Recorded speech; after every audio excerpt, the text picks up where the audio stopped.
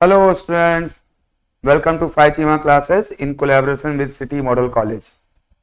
Class 9th में अभी हम लोग फिजिक्स का second chapter motion in one dimension पढ़ रहे थे, जिसमें हम लोगों ने अभी तक ग्राफ्स के बारे में जाना है। आज हम लोग ग्राफ्स को लेकर के कुछ क्वेश्चंस करेंगे। ठीक है, तो पहला क्वेश्चन हम करते हैं। For the motion with uniform velocity how is the distance travelled related to time. तो आपको बताया जा चुका है कि जब वेलोसिटी कांस्टेंट रहती है यानी यूनिफॉर्म रहती है, वेलोसिटी में कोई चेंज नहीं होता, उस कंडीशन में हम लोग एक फॉर्मूला यूज करते हैं डिस्टेंस के लिए। Distance is equal to velocity into time. तो यहां पर देखिए वेलोसिटी यदि कांस्टेंट है तो आपका जो डिस्प्लेसमेंट या डिस्टेंस है वो प्रोपोर्शनल है किसके, टाइम के। तो ये कहने का मतलब हो गया जो डिस्टेंस है वो रिलेटेड टू है टाइम लीनियरली, या लीनियर प्रोपोर्शनलिटी है आपकी डिस्प्लेसमेंट की टाइम के साथ। ठीक है, तो ये आपका पहला आंसर हो गया। For the motion with uniform velocity distance is directly proportional to time. Distance is directly proportional to time, क्योंकि वी कितना है आपका, वी आपका यहां पर कांस्टेंट दिया हुआ है यूनिफॉर्म वेलोसिटी की वजह से, इसलिए डिस्टेंस या डिस्प्लेसमेंट आपका टाइम के डायरेक्टली प्रोपोर्शनल हो गया। ठीक है, नेक्स्ट देखते हैं। What information about the motion of a body are obtained from displacement time graph? Displacement time graph से हम क्या इंफॉर्मेशन हमको मिलती, तो हम लोग पहले ही देख चुके हैं और कई बार इस बात को डिस्कस कर चुके हैं कि जब हम डिस्प्लेसमेंट टाइम ग्राफ बनाते हैं तो कोई भी डिस्प्लेसमेंट टाइम ग्राफ में जो स्लोप होता है, स्लोप का मतलब होता है परपेंडिकुलर वैल्यू अपॉन बेस। तो डिस्प्लेसमेंट टाइम ग्राफ में जब हम स्लोप निकालते हैं, स्लोप का मतलब होता है perpendicular value upon base. Perpendicular यहां पर डिस्प्लेसमेंट है और बेस यहां पर टाइम है, और डिस्प्लेसमेंट अपॉन टाइम क्या होता है, वेलोसिटी बताता है। तो आपका जो डिस्प्लेसमेंट टाइम ग्राफ है इसका जो स्लोप होगा वो आपको बताएगा वेलोसिटी, और जहां पर स्लोप नहीं होगा, जैसे यहां पर स्लोप नहीं है यानी यहां पर वेलोसिटी जीरो है, यहां पर स्लोप है तो वेलोसिटी यहां पर है, और स्लोप कितना ज्यादा होगा कितना कम होगा ये बताएगा कि वहां वेलोसिटी कितनी ज्यादा है और कितनी कम है। साथ साथ यदि हमारा जो रिलेशन होता है एस और टी का, यदि वो स्ट्रेट लाइन ग्राफ होता है तो हम कहते हैं यहां पर वेलोसिटी कांस्टेंट है। क्या कहते हैं, वेलोसिटी कांस्टेंट है। क्यों कहते हैं, क्योंकि जो स्लोप है आपका वो चेंज नहीं हो रहा है, हर जगह एक जैसा ही स्लोप है। इसलिए डिस्प्लेसमेंट टाइम ग्राफ में यदि आपका स्लोप स्ट्रेट लाइन होता है तो वेलोसिटी कांस्टेंट होती है। ये जो ग्राफ है आपका डिस्प्लेसमेंट और टाइम का है। इसी जगह पर यदि आपका डिस्प्लेसमेंट और टाइम का जो ग्राफ है वो स्लोप ना होकर कर्व नेचर का हो, इस तरह का, तो हम जानते हैं कि यहां पर जो स्लोप है वो हर एंगल पे अलग अलग है। यहां पर स्लोप कुछ है और यहां पर देखें तो यहां पर स्लोप ज्यादा हो गया है, यहां की बात करें तो यहां पर स्लोप और ज्यादा हो गया है। तो यहां पर स्लोप इंक्रीज कर रहा है यानी वेलोसिटी इंक्रीज कर रही है। तो इस तरह से डिस्प्लेसमेंट टाइम ग्राफ को हम देखकर बता सकते हैं कि वहां पर वेलोसिटी कितनी है, वेलोसिटी वहां यूनिफॉर्म है कि वहां वेलोसिटी वेरिएबल है। ठीक है, तो इस तरह इसका आंसर हो जाएगा displacement time graph. The nature of motion can be understood. The slope of the graph gives the value of velocity of the body at any instant of time, using which the velocity time graph can also be drawn. मतलब यदि displacement time graph है वहां का slope देख के आप velocity निकाल सकते हो, और अलग अलग टाइम पर जब आप स्लोप निकाल लोगे तो अलग अलग वेलोसिटी निकल आएगी, और आप चाहें तो वेलोसिटी और टाइम के बीच में भी एक ग्राफ बना सकते हैं। तो इस तरह से ये इंफॉर्मेशन हमको डिस्प्लेसमेंट टाइम ग्राफ से मिलती है। नेक्स्ट है What does the slope of a displacement time graph represent? तो अभी मैंने बताया कि डिस्प्लेसमेंट टाइम ग्राफ का स्लोप क्या बताता है, वो आपको वेलोसिटी बताता है। Can displacement time sketch be parallel to the displacement axis? Give reason yours. अब जो सेकंड पार्ट किया हुआ है वो ये कि वो कह रहा है कि ये डिस्प्लेसमेंट टाइम है और इसमें क्या कोई ग्राफ ऐसा बन सकता है जिसमें लाइन जो है आपकी डिस्प्लेसमेंट लाइन के पैरेलल हो। क्या इस तरह का ग्राफ आ सकता है जिसमें डिस्प्लेसमेंट के पैरेलल आपका ग्राफ आ रहा हो? तो आप देखिए जब ऐसा ग्राफ बनाते हैं तो इस पर्टिकुलर टाइम पर आपके कोई भी पॉइंट लेंगे, सबके डिस्प्लेसमेंट अलग है। ये डिस्प्लेसमेंट अलग वैल्यू होगी, ये डिस्प्लेसमेंट अलग वैल्यू होगी, ये डिस्प्लेसमेंट अलग वैल्यू होगी, क्योंकि जो वर्टिकल वैल्यू है वो आपकी पार्टिकल या बॉडी की ओरिजिन से पोजीशन बताती है। यदि वर्टिकल लाइन ड्रा करेंगे इसका मतलब हर पॉइंट पर आपकी बॉडी अवेलेबल है इस पर्टिकुलर टाइम पे।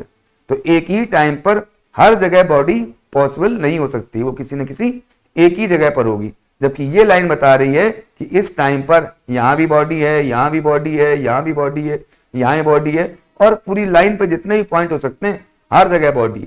तो एक ही समय पर कोई बॉडी अलग अलग जगह पर नहीं हो सकती। जबकि जो पैरेलल लाइन है वो यही बता रही है कि एक ही समय पर हर जगह बॉडी अवेलेबल है। तो इसलिए ये पैरेलल ग्राफ पॉसिबल नहीं है।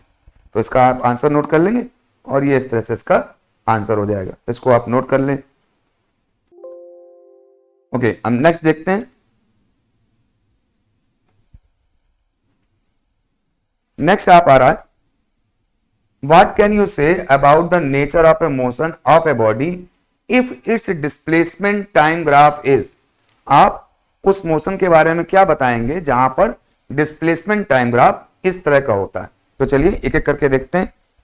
जो पहला बता रहा है कि डिस्प्लेसमेंट टाइम ग्राफ है पैरेलल टू टाइम एक्सिस, यानी ये हमारा डिस्प्लेसमेंट टाइम ग्राफ हमने लिया, इधर टाइम लिया, इधर डिस्प्लेसमेंट लिया, ठीक है। अब हमारा ग्राफ कैसा है? पैरेलल टू टाइम एक्सिस, यानी हमारा ग्राफ इस तरह से है कि वो जो है पैरेलल टू टाइम एक्सिस आया।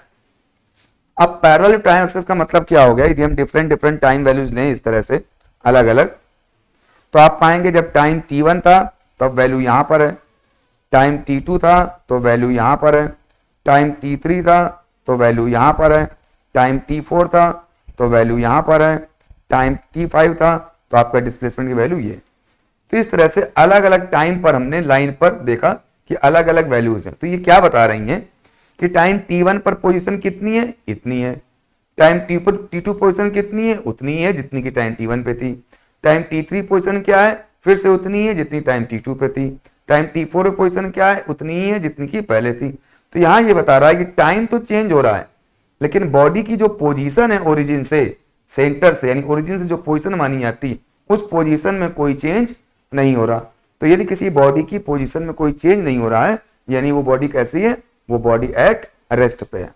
तो इसलिए यहां पर जो ये ग्राफ दिया हुआ है ये बॉडी एट रेस्ट का मोशन दिया हुआ है, यानी यहां पर बॉडी रेस्ट पे है, कोई वेलोसिटी नहीं है।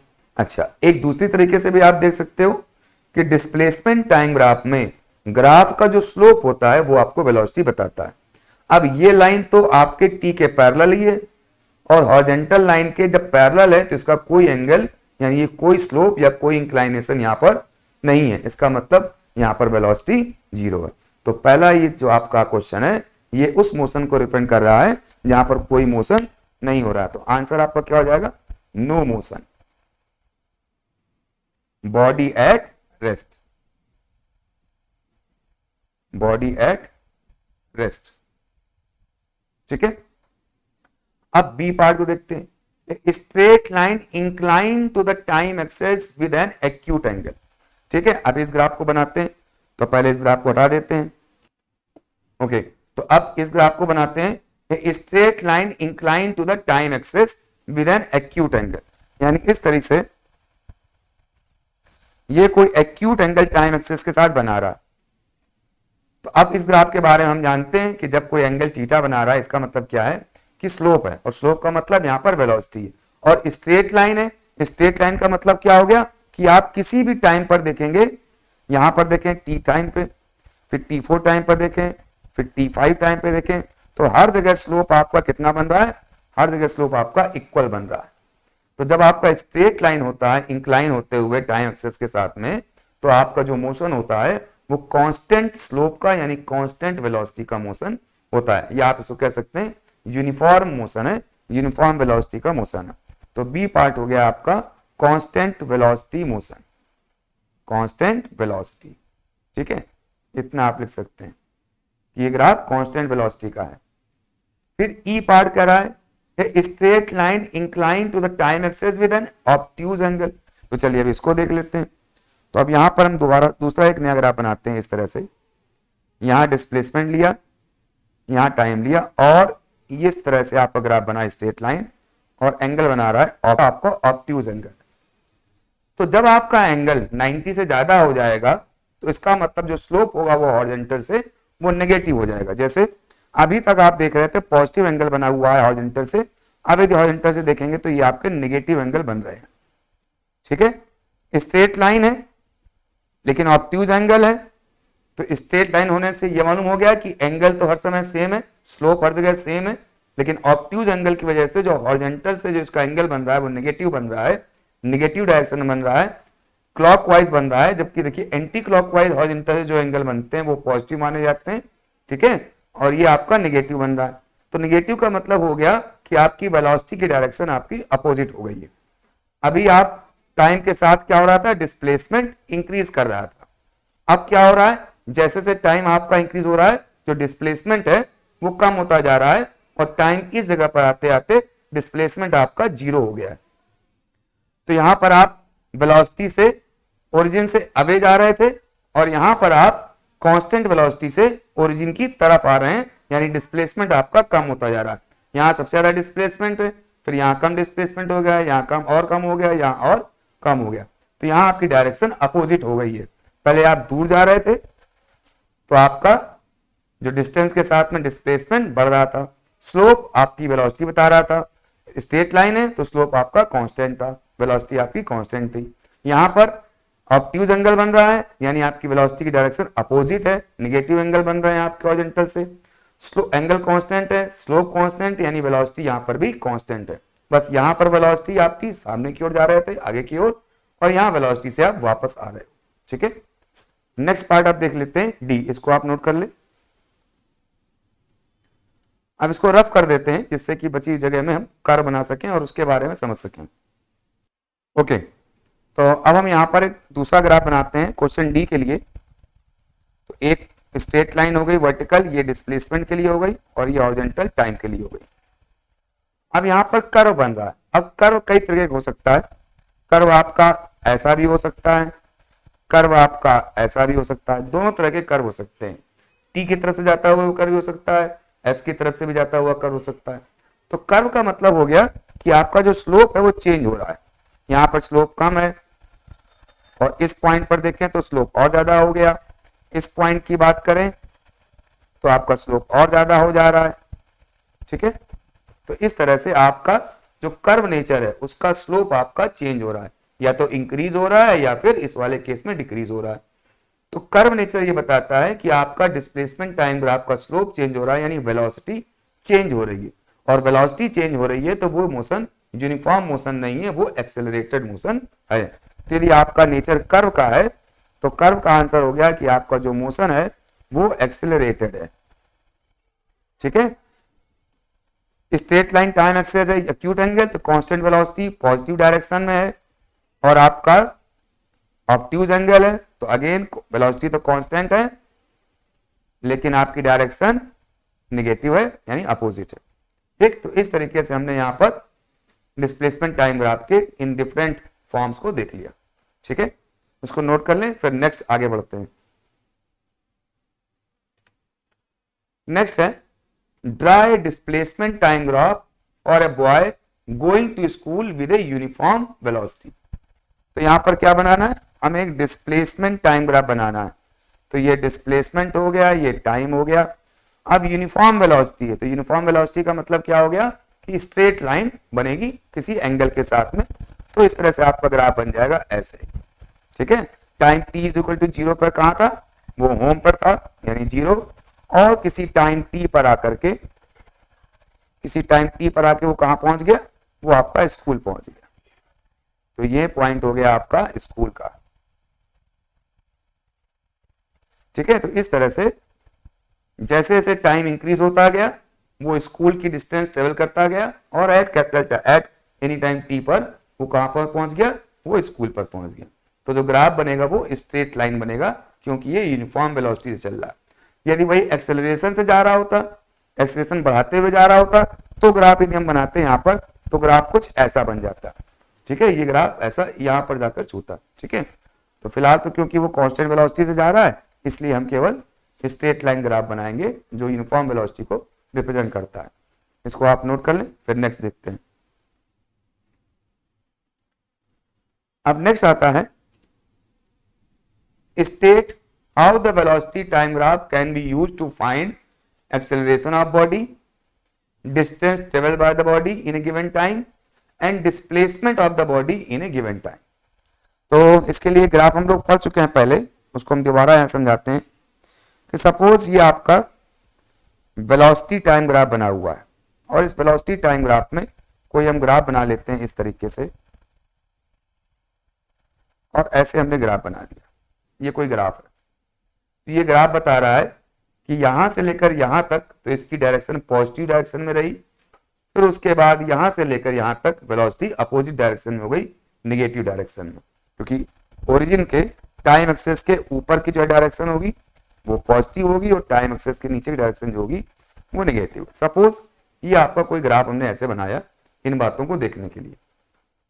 तो एक्सेलरेशन ऑफ द बॉडी कैसे निकालते हैं? तो आपको पता है कि एक्सेलरेशन का मतलब होता है change in velocity upon time, और वेलोसिटी अपॉन टाइम यहाँ क्या बताएगा? वेलोसिटी का मतलब हो गया आपकी परपेंडिकुलर वैल्यू, ये आपकी वेलोसिटी बताएगी, ये जो परपेंडिकुलर वैल्यू है ये वेलोसिटी बताएगी, बेस क्या बताएगा? टाइम, यानी वेलोसिटी अपॉन टाइम यहाँ पर क्या होगा? स्लोप, और वेलोसिटी अपॉन टाइम यहाँ पर क्या है? एक्सेलरेशन। तो वेलोसिटी टाइम के ग्राफ का जो स्लोप होता है वो क्या बताता है? एक्सेलरेशन बताता है। तो ये बात हम लोग पहले भी पढ़ चुके थे और यहाँ पर देख लिया। तो वेलोसिटी टाइम ग्राफ का स्लोप आपको बताएगा एक्सेलरेशन। तो इस तरीके से आपने वेलोसिटी टाइम ग्राफ के स्लोप से आप अपने एक्सेलरेशन को निकाल सकते हैं, उसका स्लोप निकाल करके। ठीक है, तो पहला आंसर तो ये हो गया कि एक्सेलरेशन ऑफ बॉडी कैसे निकालेंगे? वेलोसिटी टाइम ग्राफ के स्लोप को। फिर पूछा है distance travel by the body in a given time. जब हम डिस्टेंस निकालते हैं तो उसमें पॉजिटिव और निगेटिव डिस्टेंस नहीं होती, क्योंकि डिस्टेंस हमेशा ऐड होती। जैसे यहां पर बात करें तो पहले ऑब्जेक्ट की वेलोसिटी 0 थी, वेलोसिटी इंक्रीज करी, फिर वेलोसिटी डिक्रीज करी, यहाँ वेलोसिटी 0 हो गई, फिर वेलोसिटी अपोजिट डायरेक्शन में इंक्रीज करी और फिर वेलोसिटी 0 हो गई। तो जब आप एक डायरेक्शन में जा रहे हैं तो सपोज आगे जा रहे हैं, जब वेलोसिटी आपकी अपोजिट डायरेक्शन में हो गई इसका मतलब आप वापस आ रहे हैं। तो जाने और आने दोनों की लेंथ को ऐड कर देंगे तो क्या निकलता है? डिस्टेंस निकलता है। तो इस तरह से वेलोसिटी टाइम ग्राफ में जो एरिया होता है, इसको हम पहले भी देख चुके हैं कि वेलोसिटी टाइम ग्राफ का जो एरिया होगा ये दोनों एरिया सम कर देंगे, टोटल एरिया। ये क्या बताता है आपको? ये आपको डिस्टेंस बताएगा। ठीक है, क्योंकि velocity into time, velocity vertical value velocity into time, तो एरिया क्या होता है? Length into base. तो वेलोसिटी टाइम ग्राफ का जो एरिया होगा वो क्या बताएगा? डिस्टेंस बताएगा। तो यदि इन दोनों एरिया को ऐड कर देंगे तो हमारा डिस्टेंस निकल आएगा। अब डिस्प्लेसमेंट बात पता करनी हो तो डिस्प्लेसमेंट के लिए हमको डायरेक्शन का भी ध्यान रखना पड़ता है।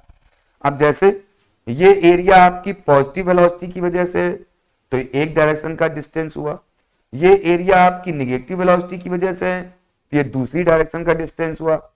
डिस्प्लेसमेंट में दोनों डायरेक्शंस को साइन के साथ ऐड करते हैं, यानी ये यदि पॉजिटिव डायरेक्शन में जाता हुआ डिस्प्लेसमेंट हुआ तो ये आपका निगेटिव डायरेक्शन में डिस्प्लेसमेंट हुआ।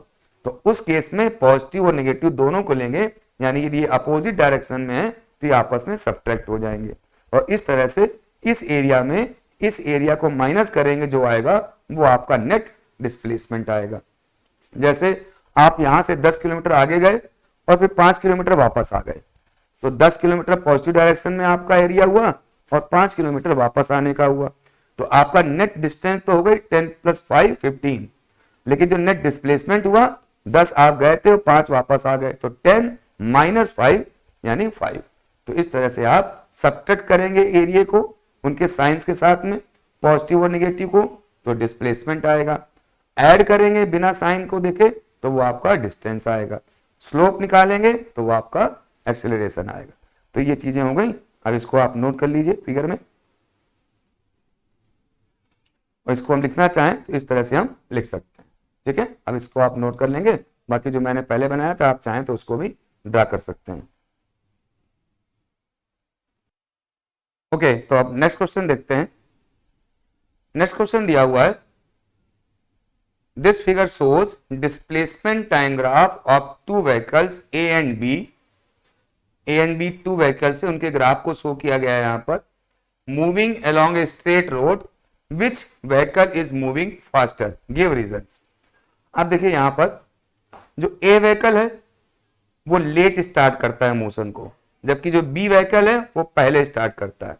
बी व्हीकल का ग्राफ स्टार्ट हो रहा है टाइम 0 से, तो बी व्हीकल ने स्टार्ट कर दिया टाइम 0 से चलना, जबकि ए व्हीकल थोड़ी देर तक रुका रहता है और फिर थोड़ी देर बाद स्टार्ट करता है चलना। तो एक तो ये चीज ग्राफ से क्लियर हुई। दूसरा ये देखिए कि बी व्हीकल का जो स्लोप है वो कम है और ए व्हीकल का स्लोप ज्यादा है। इसका मतलब ए की वेलोसिटी ज्यादा है और बी की वेलोसिटी कम है। एक और चीज देख यहां पर मिल रही है, इन दोनों का ग्राफ यहां पर कट रहा है। इसका मतलब दोनों ही कारें या दोनों ही व्हीकल इस पर्टिकुलर पॉइंट पर इस टाइम पर थे। यदि आप ड्रा करें तो आप देखेंगे कि इस पॉइंट पर इस पर्टिकुलर टाइम पर दोनों ही कारों में यहां पर पॉइंट था, यानी दोनों ही कारें इस टाइम पर एक ही जगह से पास हो रही थी। या ये कहें जो बी पहले से चल रहा था, ए ने उसको तेज चल के इस पर्टिकुलर टाइम पर पकड़ लिया यहां पर। ठीक है, तो इस तरह से इस ग्राफ से ये दो बातें हमको मालूम हो गई। तो क्वेश्चन पूछ रहा है which vehicle is moving faster, तो a vehicle is moving faster because its slope is more. ठीक है, तो इस तरह से इसके आंसर को हम लिख सकते हैं। तो यहां पर हमने इस चीज को एक्सप्लेन कर दिया, जो भी बातें मैंने आपको बताई थी, तो उसको आप नोट कर सकते हैं क्या क्या चीजें यहां पर हो रही। ठीक है, इसको नोट कर लीजिए, फिर हम नेक्स्ट आगे बढ़ते हैं।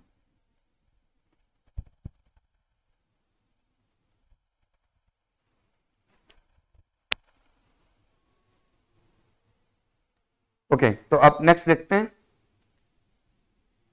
State the type of motion represented by the following sketches. In sketches में जो वेलोसिटी टाइम ग्राफ है, इस ग्राफ को देखकर हमको मोशन का टाइप बताना है। तो आप यहां पर देखिए, यहां पर जो वेलोसिटी का टाइम ग्राफ है ये एक स्ट्रेट लाइन है। इस स्ट्रेट लाइन का मतलब हो गया जो स्लोप बन रहा है वो स्लोप कांस्टेंट है हर जगह पर। स्लोप हमेशा हॉरिजॉन्टल लाइन से स्लोप देखा जाता है। तो इस वेलोसिटी टाइम ग्राफ का जो स्लोप है वो एंगल इक्वल बन रहा है, यानी स्लोप कांस्टेंट है। और वेलोसिटी टाइम ग्राफ में स्लोप क्या बताता है, अभी पीछे ही हम लोगों ने देखा कि स्लोप बताता है वेलोसिटी अपॉन टाइम यानी एक्सेलरेशन। तो किस ग्राफ में एक्सेलरेशन बताता है, वेलोसिटी टाइम ग्राफ में जो स्लोप है एक्सेलरेशन बताता है। यानी यहां पर स्लोप कांस्टेंट है यानी एक्सेलरेशन कांस्टेंट है। तो ये जो मोशन हो गया ये कांस्टेंट एक्सेलरेशन का मोशन हो गया। वहीं ये जो ग्राफ है ये कर्व नेचर का ग्राफ है। यदि यहां पर हम स्लोप देखें तो यहां स्लोप इतना था, यहां की बात करें तो यहां पर स्लोप इतना हो गया, यहां की बात करें तो यहां पर स्लोप इतना हो गया। तो स्लोप लगातार यहां क्या होता रहा है, कम होता जा रहा है। एंगल हॉरिजॉन्टल से इसका कम होता जा रहा है। इसका मतलब वेलोसिटी रिड्यूस होती जा रही, वेलोसिटी रिड्यूस हो रही है, इसका मतलब यहां पर क्या हो गया, रिटार्डेशन हो रहा है। तो इस तरह से ये दोनों मोशन हो गए आपके। यहाँ पे पॉजिटिव एंगल बन रहा है ऊपर की ओर, तो वेलोसिटी इंक्रीज कर रही है, एक्सेलरेटेड मोशन है, कांस्टेंट एक्सेलरेटेड मोशन है। यहाँ एंगल डिक्रीज कर रहा है और ठीक है, तो यहाँ पर क्या हो रहा है, वेलोसिटी रिड्यूस होती जा रही है। तो ये आपका रिटार्डिंग मोशन हो गया। तो इस तरह से आपका ये ग्राफ का आंसर हो गया, इसको आप नोट कर लें। यहां पर ये बात और ध्यान रखिएगा कि यहां पर एंगल चेंज हो रहा है, यानी rate of change of velocity यानी एक्सेलरेशन भी चेंज हो रहा है। स्लोप चेंज होने का मतलब एक्सेलरेशन भी चेंज हो रहा है। एक तो नेगेटिव एक्सेलरेशन है यानी रिटार्डेशन है, साथ साथ एंगल भी चेंज हो रहा है, इसका मतलब वेरिएबल रिटार्डेशन है, यानी एक्सेलरेशन भी चेंज हो रहा है। जो नेगेटिव का है वो भी चेंज हो रहा है। यहाँ एक्सेलरेशन है वो कांस्टेंट है, ठीक है, तो एक्सेलरेशन तो यहाँ भी है, एक्सेलरेशन यहाँ भी है। यहाँ एक्सेलरेशन कांस्टेंट है क्योंकि स्लोप कांस्टेंट है, और यहाँ एक्सेलरेशन चेंज हो रहा है क्योंकि स्लोप आपका चेंज हो रहा है। और निगेटिव स्लोप है, इसका मतलब अपोजिट डायरेक्शन में है यानी रिटार्डेशन है। अब नेक्स्ट देखते हैं, एक वेलोसिटी टाइम ग्राफ ड्रा करना है with an initial velocity u। u initial velocity से मूव कर रही है, यूनिफॉर्म एक्सेलरेशन है a, use this graph to find the distance travel by the body in time t। तो चलिए पहले तो हम वेलोसिटी टाइम ग्राफ बनाते हैं इसका। तो हमने क्या किया, यहां पर एक वर्टिकल लाइन ड्रा करी और एक हॉरिजॉन्टल। तो ये वर्टिकल हो गई वेलोसिटी की और ये हॉरिजॉन्टल हो गई टाइम की। तो वेलोसिटी इनटू टाइम ग्राफ बनाना। अब कह रहा है body is moving with an initial velocity. Initial velocity का मतलब हो गया जब टाइम जीरो था तब भी ऑलरेडी उसमें कुछ ना कुछ वेलोसिटी थी, यानी टाइम जीरो कहां पर था, टाइम जीरो इस जगह पर था, यहां पर टाइम जीरो था। तो टाइम जीरो पर वेलोसिटी जीरो नहीं थी, कितनी थी, u थी। तो सपोज कर लिया ये कोई इतनी वेलोसिटी उसके अंदर थी, तो यहां पर हमने नाम दे दिया इस जगह कि at time t is equal to zero velocity कहां थी, u थी। यानी हमारा ग्राफ स्टार्ट होगा इस जगह से। वेलोसिटी जीरो होती टाइम जीरो पर, तो यहां पर होता कि वेलोसिटी भी जीरो है टाइम भी जीरो है, तो ग्राफ यहां से स्टार्ट होता। अब टाइम तो जीरो है यानी हॉरिजॉन्टल एक्सिस पे तो कुछ नहीं है, लेकिन वर्टिकल वैल्यू वेलोसिटी जीरो नहीं है, वो u है, तो वर्टिकल वैल्यू u होगी और मोशन यहां से स्टार्ट होगा। तो टाइम हो गया यहां पर जीरो और वेलोसिटी हो गई इनिशियल u। अब कैसा कर रहा है, यूनिफॉर्म एक्सेलरेशन से चल रहा है। तो वेलोसिटी टाइम ग्राफ में यूनिफॉर्म एक्सेलरेशन क्या होता है, जस्ट पीछे भी हमने देखा जब स्ट्रेट लाइन होती है तो आपका जो मोशन होता है वो यूनिफॉर्म एक्सेलरेशन का होता है। डिस्प्लेसमेंट टाइम ग्राफ में स्ट्रेट लाइन हो तो यूनिफॉर्म वेलोसिटी होती है, वेलोसिटी टाइम ग्राफ में स्ट्रेट लाइन हो यानी यूनिफॉर्म एक्सेलरेशन, क्योंकि स्लोप यहां पर सेम है, स्लोप एक्सेलरेशन बता रहा है, स्लोप सेम है तो आपका एक्सेलरेशन भी सेम रहेगा। तो स्ट्रेट लाइन यहां पर हमारी बनेगी क्योंकि आपका जो एक्सेलरेशन है वो यूनिफॉर्म है। तो इस तरीके से ऐसे आपकी स्ट्रेट लाइन बन जाएगी, क्योंकि जो वेलोसिटी है उसमें स्लोप तो है क्योंकि एक्सेलरेशन है, लेकिन वो स्लोप चेंज नहीं हो रहा है क्योंकि ये यूनिफॉर्म है और इसलिए हमारी स्ट्रेट लाइन बनेगी। अब क्वेश्चन कह रहा है use this graph to find the distance travel by the body in time t। तो सपोज हमारा ग्राफ हमने जो बनाया है वो t टाइम तक के लिए बनाया, इस तरह से ये t टाइम तक के लिए बनाया। तो आपको अच्छे से पता है कि वेलोसिटी टाइम ग्राफ में ग्राफ के नीचे का जो एरिया होता है वो क्या बताता है, वो आपको डिस्टेंस बताता है। ठीक है, डायरेक्शन अलग अलग होती हैं तो दोनों को ऐड कर देंगे, दोनों एरिया को डिस्टेंस बताएंगे। दोनों एरिया को यदि एक एरिया ऊपर बन रहा है, टाइम एक्सेस के एक एरिया नीचे बन रहा है, तो ऊपर वाला पॉजिटिव का डिस्प्लेसमेंट हो गया, नीचे वाला निगेटिव का डिस्प्लेसमेंट हो गया, सब्ट्रैक्ट कर दिया तो नेट डिस्प्लेसमेंट आ गया। लेकिन डिस्टेंस की बात करेंगे तो टाइम एक्सेस के ऊपर वाला भी एरिया और टाइम एक्सेस के नीचे वाला एरिया सब जोड़ देंगे तो डिस्टेंस आ जाएगा। तो यहाँ तो निगेटिव एक्सेस पे कोई एरिया है नहीं, जो भी है सब एक ही तरफ है, यानी यहाँ पर जो डिस्टेंस है वही आपकी डिस्प्लेसमेंट है। तो कुल मिला के इस ग्राफ का यदि आप एरिया निकाल लेंगे तो एरिया क्या बताएगा, वेलोसिटी टाइम ग्राफ में जो एरिया होता है वो आपका डिस्प्लेसमेंट बताएगा। तो अब आपको इसका एरिया निकालना है, और एरिया आप कैसे निकाल सकते हैं, देखिए इसको यदि हम एक लाइन ऐसी ड्रा कर दें तो ये दो पार्ट में बढ़ गया, एक ट्राइंगल और एक रेक्टेंगल। आप चाहें तो पूरे ट्रिपेजियम का एक साथ निकाल सकते हैं। ठीक है, तो आपकी टी टाइम पर जो वेलोसिटी हो गई, टी टाइम पर जो वेलोसिटी हो गई उसको हम कहेंगे v। अब एरिया क्या हो जाएगा यहाँ पर, तो एरिया इज इक्वल टू, यदि आप इस पूरे को निकालना चाहें एक साथ तो ट्रिपेजियम मान लेंगे, तो ट्रिपेजियम का एरिया क्या होता है 1/2 पैरेलल साइड्स का सम। तो पैरेलल साइड क्या, इधर u है और इधर ये पूरी वैल्यू कितनी है, वो v है। तो पैरेलल साइड का सम हो जाएगा आपका u प्लस v इंटू क्या होता है, distance between the parallel side. तो distance between the parallel side क्या है, t के इक्वल है, तो इंटू t। तो इस तरह से आपने क्या निकाल लिया, इस ट्राइंगल का आपने इस ट्रिपेजियम का पूरा आपने एरिया निकाल लिया। और यही एरिया वेलोसिटी टाइम ग्राफ में जो निकालते हैं वो हमारा क्या बताता है, डिस्टेंस या डिस्प्लेसमेंट बताता है। ठीक है, इसको नोट कर लीजिए। ओके, तो अब नेक्स्ट देखते हैं, नेक्स्ट स्लाइड पे नेक्स्ट क्वेश्चन है हमारा, what does the slope of velocity time graph represent. तो अभी हम लोग यही करते हुए है कि वेलोसिटी टाइम ग्राफ का जो स्लोप है वो क्या बताता है, वो हमारा एक्सेलरेशन बताता है। वेलोसिटी टाइम ग्राफ में जो स्लोप होगा, उस स्लोप का मतलब हो गया आपकी परपेंडिकुलर वैल्यू अपॉन बेस। तो परपेंडिकुलर हो गया वेलोसिटी, तो स्लोप का मतलब क्या हो गया आपका स्लोप का मतलब हो गया परपेंडिकुलर अपॉन बेस।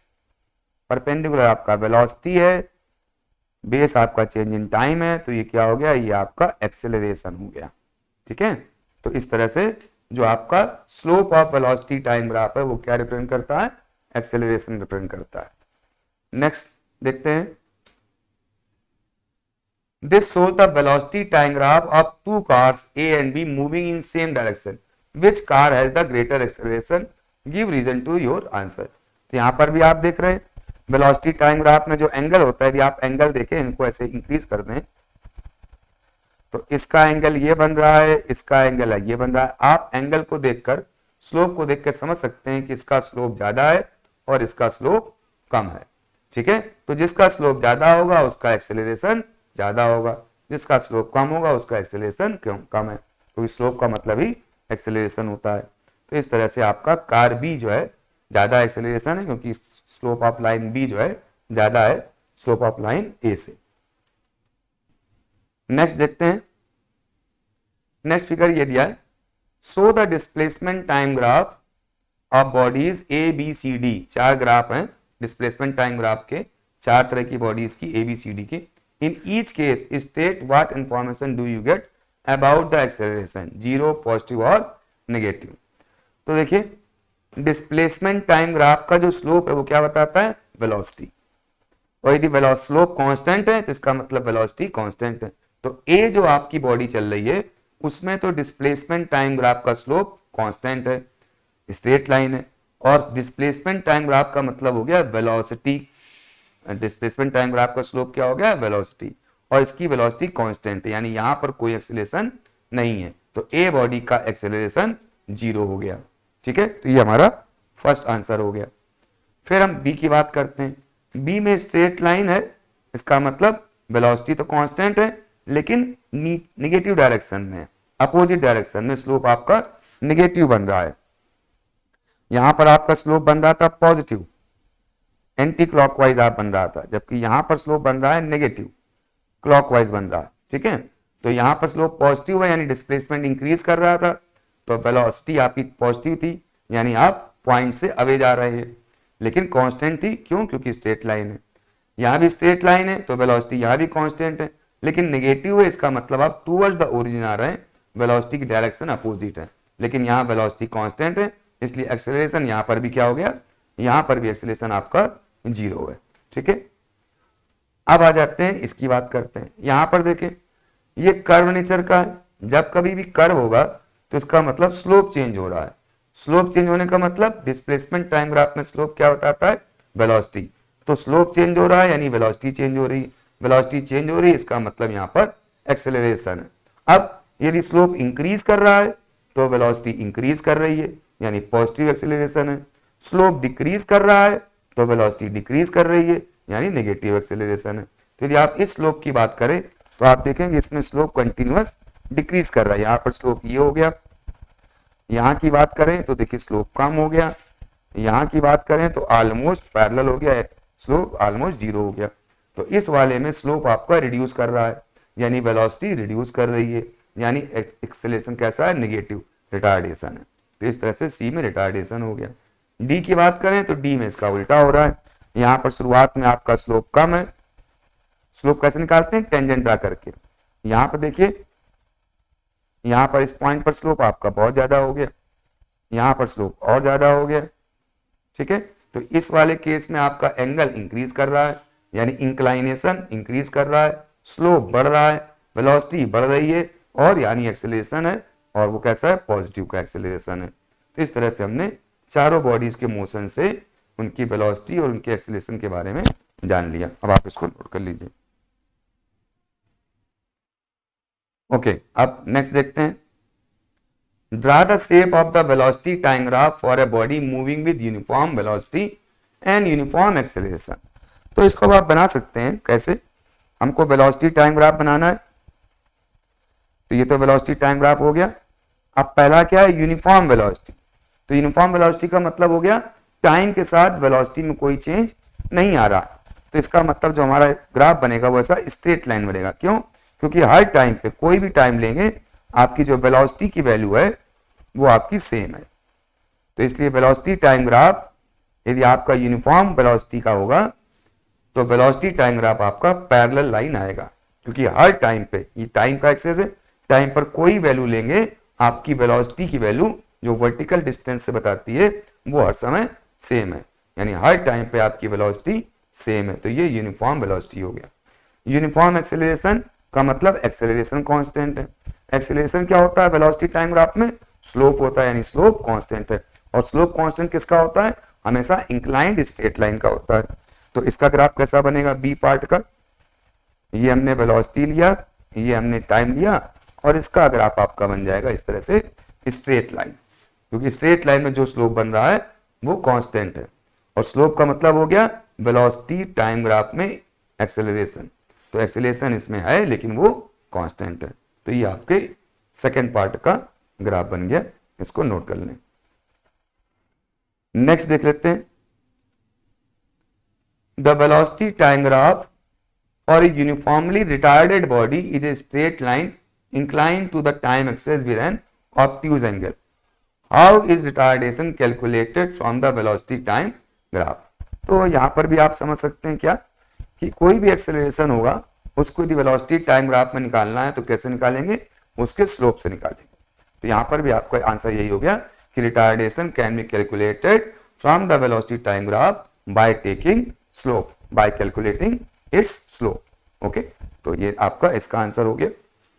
नेक्स्ट लिख लीजिए 15th। नेक्स्ट देखते हैं,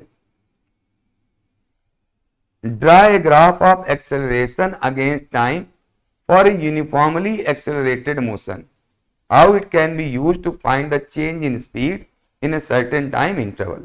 ठीक है, अब यहां पर देखिए कि हमको क्या बनाना है? एक एक्सेलरेशन टाइम ग्राफ बनाना है। तो एक तरफ एक्सेलरेशन हो गया, एक तरफ टाइम हो गया। अब कैसा मोशन है? Uniformly accelerated. अब एक्सेलरेशन कांस्टेंट है और हम ग्राफ किसके बीच बना रहे हैं? एक्सेलरेशन और टाइम के बीच में, यानी हर टाइम पर एक्सेलरेशन कैसा है? कांस्टेंट है। तो आपका मतलब ये हो गया कि टाइम कोई भी हो, एक्सेलरेशन की जो वैल्यू है वो आपकी हर समय क्या है? कांस्टेंट है। तो इसका मतलब ग्राफ कैसा बन जाएगा? स्ट्रेट लाइन बन जाएगा। चाहे जो टाइम की वैल्यू हो, एक्सेलरेशन की वैल्यू हर जगह कितनी है? एक्सेलरेशन की वैल्यू हर जगह इक्वल है।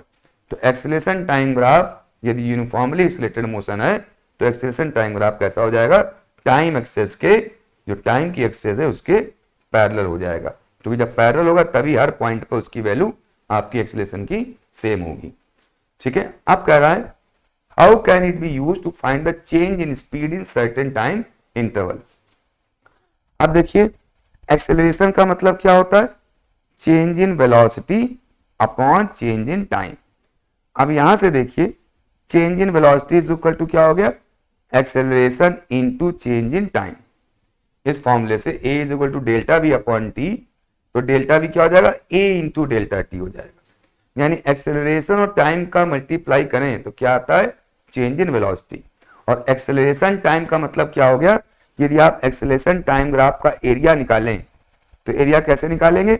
देखिए ये वर्टिकल वैल्यू, ये हो गई एक्सेलरेशन, ये हॉरिजॉन्टल वैल्यू, ये हो गया बेस टाइम, और एक्सेलरेशन और इस तरह से वर्टिकल वैल्यू यानी हाइट और बेस का मल्टीप्लाई करेंगे ए और डेल्टा टी का, तो क्या आएगा? एरिया आ जाएगा। तो एक्सेलरेशन टाइम ग्राफ का एरिया क्या देता है आपको? एक्सेलरेशन इनटू डेल्टा टी, यानी कि चेंज इन वेलोसिटी। तो यहां पर आप लिख लेंगे कि the area between the area below the graph of below the acceleration time graph gives change in velocity, change in velocity। ठीक है, डेल्टा वी। तो delta v is equal to क्या हो गया? a into delta t. तो यदि आपको कहीं पर भी चेंज इन स्पीड निकालनी है तो हम उस टाइम इंटरवल में उस टाइम इंटरवल का एरिया निकाल लेंगे और वो एरिया हमको क्या बता देगा? चेंज इन वेलोसिटी बता देगा। ठीक है, तो अब आप इसको नोट कर लीजिए। ओके, तो अब नेक्स्ट देखते हैं, dry velocity time graph for the free fall of a body under gravity starting from rest. अब देखिए हमको वेलोसिटी टाइम ग्राफ बनाना है, तो ये इस तरह से हमने वेलोसिटी और टाइम के बीच में ग्राफ बना लिया। टाइम को हम ऐसा हॉरिजॉन्टल एक्सेस पे रखते हैं और v को वर्टिकल। अब हमको freely fall of the body का अंडर ग्रेविटी, जो अंडर ग्रेविटी फ्रीली फॉल हो रही है, उसका हमको वेलोसिटी टाइम ग्राफ बताना है। तो आपको पता है कि जब बॉडी फ्री फॉल होती है तो एक्सेलरेशन कैसा रहता है? एक्सेलरेशन आपका ग्रेविटेशन का होता है, ग्रेविटेशन एक्सेलरेशन होता है g, जो कि फिक्स रहता है 10 मीटर पर सेकेंड स्क्वायर, यानी कांस्टेंट रहता है। यानी जो हमारा ग्राफ है वो कैसा होगा? कांस्टेंट एक्सेलरेशन का ग्राफ होगा। और वेलोसिटी टाइम ग्राफ में कैसा ग्राफ कांस्टेंट एक्सेलरेशन का होता है? जहां पर स्लोप कांस्टेंट हो, क्योंकि वेलोसिटी टाइम का जो स्लोप होता है वो एक्सेलरेशन बताता है और एक्सेलरेशन यहां पर कांस्टेंट है। इसका मतलब जो आपका ग्राफ बनेगा वो स्ट्रेट इंक्लाइन लाइन का बनेगा। अब स्टार्टिंग फ्रॉम रेस्ट का मतलब ऊपर से छोड़ी जा रही है, तो time t is equal to हो गया 0। तो 0 टाइम पर उसकी वेलोसिटी कितनी है छोड़ते समय? वेलोसिटी भी 0 है। इसका मतलब मोशन स्टार्ट होगा यहां से और बॉडी नीचे की ओर गिर रही है। गिरते समय उसका एक्सेलरेशन कांस्टेंट है, यानी वेलोसिटी टाइम का जो ग्राफ होगा वो इंक्लाइंड होगा, जिसका स्लोप कांस्टेंट होगा। और स्लोप किसका कांस्टेंट होता है? इंक्लाइंड लाइन का। तो इस तरह से वेलोसिटी टाइम ग्राफ का स्लोप ऐसा बन गया, जिसका जो स्लोप है वो कांस्टेंट है। और जो स्लोप होगा वो स्लोप क्या होगा? स्लोप का मतलब होता है vertical value upon horizontal value. तो यहां स्लोप हो गया v अपॉन टी। और स्लोप क्या होता है? स्लोप होता है एक्सेलरेशन, और एक्सेलरेशन कितना है? 10 मीटर पर सेकेंड स्क्वायर। ठीक है, तो ये चीज आपके ग्राफ में हमको अप्लाई करनी है। अब अलग अलग टाइम पे t की वैल्यू रखते जाएंगे तो आपको वेलोसिटी निकलती आएगी। v upon t is equal to क्या है? 10। तो v इज इक्वल टू क्या हो गया? v इज इक्वल टू हो गया 10t। अब t की वैल्यू आप 0 रखेंगे तो वेलोसिटी 0 आ गई। t की वैल्यू आप 1 रखेंगे, सपोज 1 सेकेंड रखते हैं, तो वेलोसिटी कितनी आ जाएगी? 10 इंटू 1 10 सेकेंड। तो ये आपकी 10 सेकेंड आ गई, 10 मीटर पर सेकेंड आ गई। अब t की वैल्यू आप 2 सेकेंड रखते हैं, t की वैल्यू आप 2 सेकेंड रखेंगे तो वेलोसिटी कितनी जाएगी? 10 इंटू 2 20। तो 2 सेकेंड पर आपकी वेलोसिटी कितनी हो गई? 2 सेकेंड पर आपकी वेलोसिटी आ गई 20 मीटर पर सेकेंड। इस तरह से 3 सेकेंड पे 30 हो जाएगी, 4 सेकेंड पे 40 हो जाएगी। और ये एक आपका ग्राफ बन गया किसका? Velocity time graph for the freely fall of the body under gravity. Under gravity का मतलब जो कांस्टेंट एक्सेलरेशन है वो कितना है? 10। और जो एक्सेलरेशन कांस्टेंट है तो हमारे ग्राफ का वेलोसिटी टाइम ग्राफ का स्लोप भी कांस्टेंट रहेगा, और वो तभी होगा जब वो इंक्लाइंड लाइन होगी। स्टार्टिंग कहाँ होगी? टाइम 0 पर वेलोसिटी 0 है, इसलिए ओरिजिन से स्टार्ट होगी। तो ये आपका आंसर हो गया। अब नेक्स्ट देखते हैं, how is the distance related with time for the motion under uniform acceleration such as the motion of a freely falling body. अभी जस्ट हम लोगों ने देखा कि फ्रीली फॉलिंग बॉडी में जो आपका मोशन होता है, जो आपकी वेलोसिटी होती है वो चेंज हो रही होती है इस तरह से। ये वेलोसिटी, ये टाइम, ये आपका स्लोप। और स्लोप का मतलब क्या था? यहाँ पर स्लोप का मतलब एक्सेलरेशन था, जिसको g कहते हैं। और स्लोप इज इक्वल टू क्या होता है? v upon t. तो वेलोसिटी यहां से क्या आ गई? देखिए वेलोसिटी आ गई g इंटू टी। ठीक है, स्लोप का मतलब क्या? एक्सेलरेशन। और यहाँ एक्सेलरेशन को क्या कहते हैं? ग्रेविटेशनल एक्सेलरेशन कहते हैं। और एक्सेलरेशन का मतलब क्या हो गया?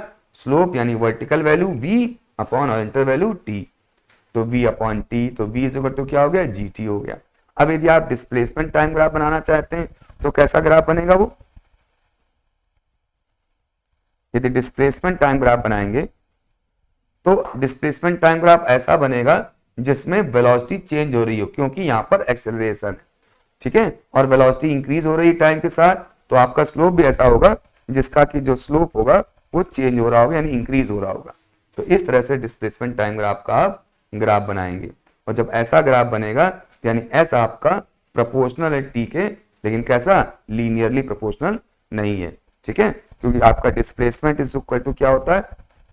वेलोसिटी इनटू टाइम, और velocity is equal to gt है। ठीक है, तो यानी s यहां पर टी स्क्वायर के प्रोपोर्शनल हो जाएगा। So s proportional to t square, क्योंकि v की जगह जीटी रखेंगे तो जीटी टी स्क्वायर आ जाएगा। हालांकि ये फॉर्मूला नहीं लगाएंगे, displacement is equal to velocity into time, ये फॉर्मूला यहाँ पर नहीं लगेगा पूरे मोशन के लिए, क्योंकि वेलोसिटी कंटिन्यूअस चेंज होती है। ठीक है, इसका फॉर्मूला अभी हम लोग आगे डेवलप करेंगे, जो कि आएगा s is equal to ut plus आप gt स्क्वायर फॉर्मूला यहाँ लगाते हैं। लेकिन अभी आपको समझाने के लिए कि डिस्प्लेसमेंट टाइम के साथ किस तरह से रिलेट कर रहा है, यदि v की वैल्यू gt यहाँ रख दें तो s प्रोपोर्शनल टू हो जाएगा t स्क्वायर के। ठीक है, जबकि वेलोसिटी प्रोपोर्शनल है टाइम के, तो लीनियर प्रोपोर्शनल है तो स्ट्रेट लाइन है, स्क्वायर प्रोपोर्शनल है तो कर्व लाइन है। तो इस तरह से आपका डिस्प्लेसमेंट और टाइम रिलेटेड होगा यहाँ पर, इसको आप नोट कर लें। फिर नेक्स्ट देखते हैं। नेक्स्ट क्वेश्चन है, a body falls freely from a certain height, so graphically the relation between the distance fallen and square of the time, how will you determine g from this graph। ठीक है, तो इसके लिए देखिए अभी मैंने square का रिलेशन डेवलप किया है, पीछे आपको बताया है कि s प्रोपोर्शनल टू यहाँ पर क्या हो जाएगा t स्क्वायर। ठीक है, अब g क्या है, स्लोप है, एक्सेलरेशन है। एक्सेलरेशन कैसे निकालते हैं आप, स्लोप से निकालते हैं। तो ग्राफिक रिलेशन यदि बनाना चाहें between the distance and square time, तो distance and square of the time दिया है, तो देखिए डिस्टेंस और टाइम के बीच में ग्राफ बनाएंगे तो आपका ग्राफ इस तरह से बनेगा कर्व नेचर का। लेकिन आपका s proportional to t square है, तो s और t के बीच तो ग्राफ ऐसा बनेगा। लेकिन यदि स्क्वायर ऑफ द टाइम के साथ बनाएंगे, यानी इसको पूरी एक डिजिट मान लेंगे स्क्वायर ऑफ द टाइम, यानी अब ये x हो गया। ठीक है, अब एक वैल्यू हो गई, अब स्क्वायर नहीं रह गया, क्योंकि आपको रिलेशन बनाना है distance and square of time, इसके बीच बनाना है। तो फिर आपका रिलेशन क्या हो जाएगा, s proportional to x value, और वो आपकी स्ट्रेट लाइन हो जाएगी। तो यहां पर यदि हम s proportional to t square, यानी टाइम की जगह हम t स्क्वायर ले लें, तो t स्क्वायर अपने आप में एक वैल्यू हो गई x, तो s प्रोपोर्शनल टू x एक स्ट्रेट लाइन हो गया। तो फिर यहाँ जो ग्राफ बनेगा वो आपका स्ट्रेट लाइन ग्राफ बनेगा। ठीक है, तो s प्रोपोर्शनल टू t का ग्राफ, तो s proportional to t square, यानी स्क्वायर का फंक्शन यहाँ काम कर रहा है, यानी कर्व नेचर का बनेगा। लेकिन ये स्क्वायर फंक्शन को ही हम पूरा एक मान लें, जैसे यहाँ स्क्वायर ऑफ टाइम दिया हुआ है, तो s proportional to square of time हो गया, यानी डायरेक्टली प्रोपोर्शनल हो गया। और डायरेक्टली प्रोपोर्शनल का मतलब होता है स्ट्रेट लाइन। ठीक है, तो इस तरह से आप यहाँ पर इसको कर सकते हैं। और g कैसे निकालेंगे, तो आप डिस्प्लेसमेंट टाइम ग्राफ का स्लोप निकलेगा वो वेलोसिटी निकलेगा।